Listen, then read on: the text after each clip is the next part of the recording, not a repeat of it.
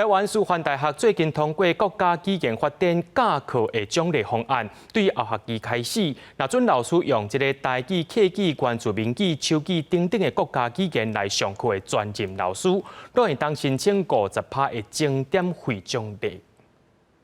读书组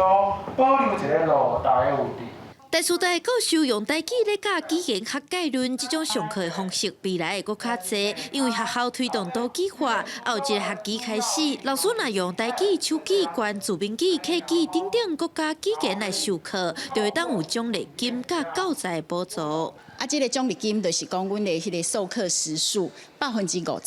就会使摕到这个奖励金。希望讲用这个奖励的方法。 互更较侪学生愿意认同家己的母语，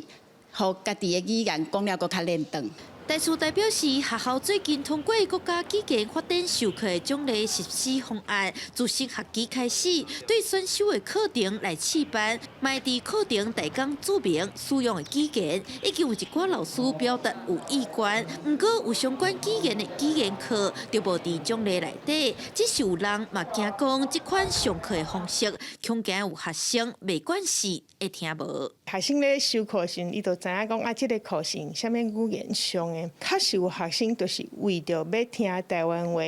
来上这个专业的课程，这加几年啊，免偌久的时间，大家都会渐渐这个较惯势。